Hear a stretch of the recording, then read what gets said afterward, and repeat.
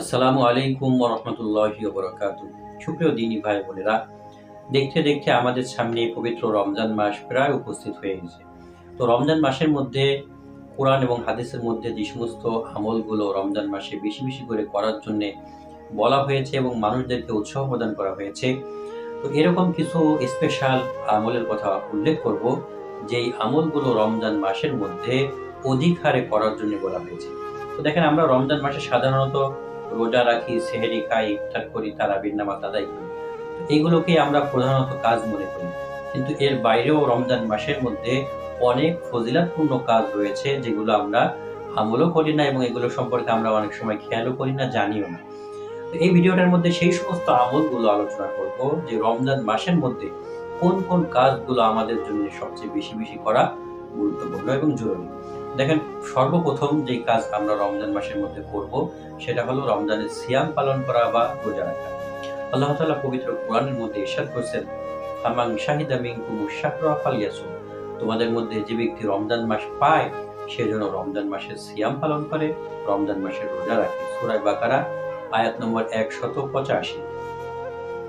তো আমাদের প্রধান কাজ হলো রমজান মাসে রোজা রাখা। অন্য আয়াতের ভিতরে আল্লাহ তাআলা বলছেন যে রোজা তোমাদের উপরে ফরজ করা হয়েছে যেমন তোমাদের পূর্ববর্তী লোকদের উপরে রোজা ফরজ করা হয়েছিল। তো তাহলে বোঝা গেল একজন মুমিনের সর্বপ্রথম কাজ হলো যখন রমজান মাস আসবে তো সে সিয়াম পালন করবে, রোজা রাখবে। 2 নম্বর হলো রমজান মাসের মধ্যে সময় মতন সালাত আদায় করা, নামাজ আদায় করা।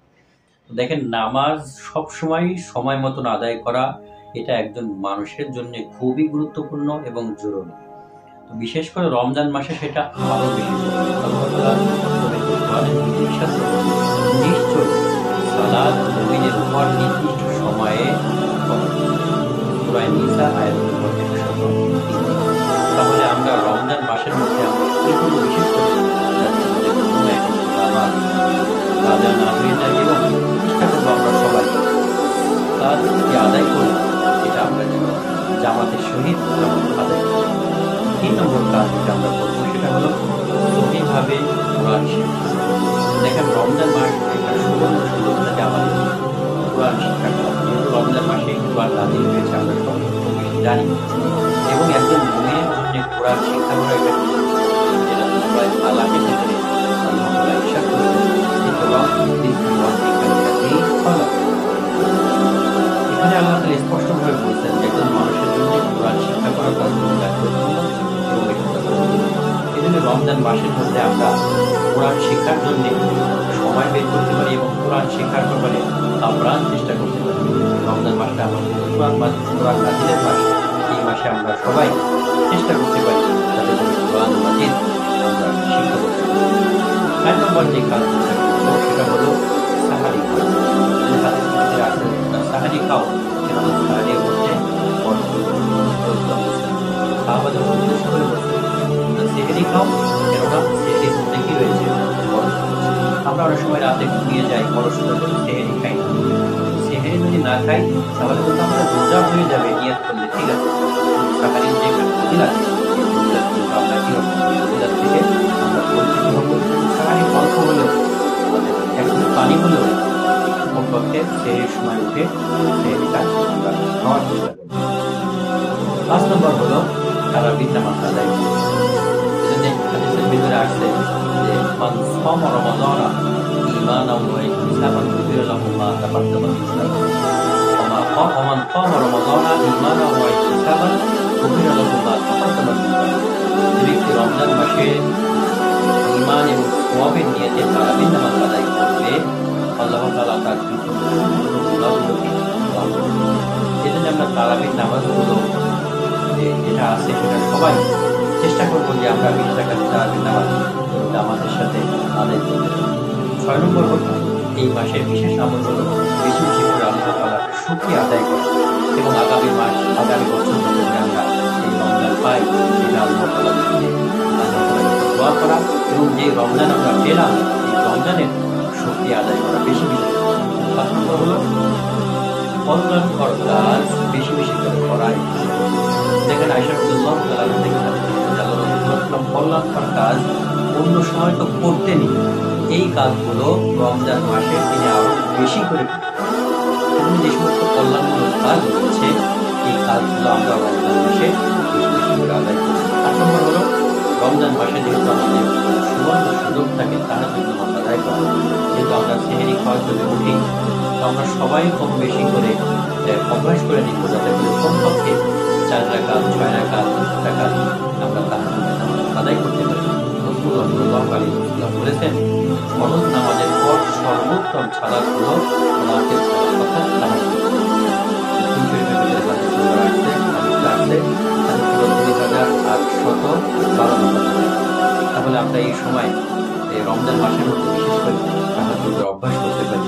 যেহেতু আমরা সেহরি খেতে উঠি, আমরা ওযু করে আগে ২-৪ রাকাত তাহাজ্জুদ নামাজ আদায় করে তারপরে আমরা সেহরি খেতে পারি।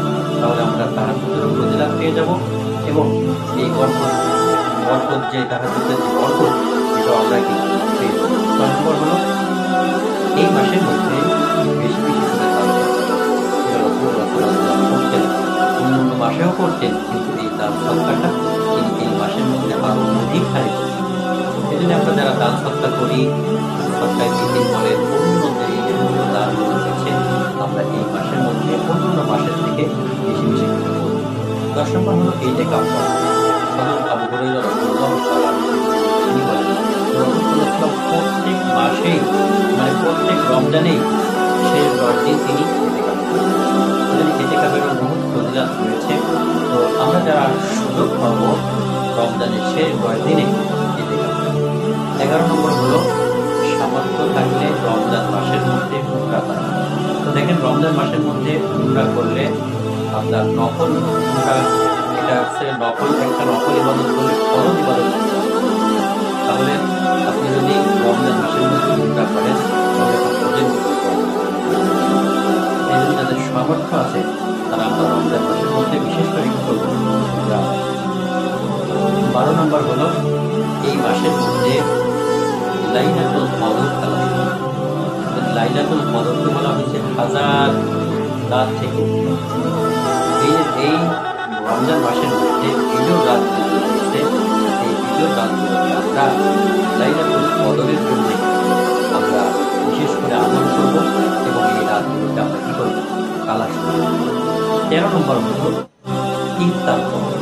দেখেন ইফতার করা এটাও একটা ইবাদত। আমরা এই জিনিসটা অনেক সময় মা বোনরা যারা বাসার মধ্যে ইফতার বানায় বা আয়োজন করি তারা অনেক সময় অনেক দেরিতে ইফতার করে, কিন্তু ঠিক বরং ইফতার করা যখন সাথে সাথে ওই ইফতারের সময় যখন হয়ে যাবে দেরি না করে সাথে সাথে ইফতার সাথে সাথে ইফতার এটা কিন্তু বরকতময় একটা আমল। ইফতার করা কমপক্ষে কিছু না থাকলে পানি দিয়ে হলেও ইফতার করলে কিন্তু ইফতারের যে সওয়াব ফজিলত রয়েছে এগুলো পাওয়া যায়। ১৪ নম্বর হলো অন্যকে ইফতার করা। এই মাসে দেখেন অন্যকে ইফতার করানোর ফজিলত বিভিন্ন হাদিসের মধ্যে রয়েছে। সেজন্য যার যতটুকু সামর্থ্য আছে সেই সামর্থ্যের মধ্যে আমরা চেষ্টা করব এই মাসের মধ্যে অন্যকে ইফতার করা। এছাড়াও আরো এই মাসের অনেক ফজিলত রয়েছে। আল্লাহ তাআলা আমাদের যেগুলো বললাম এগুলো করে আমল করব।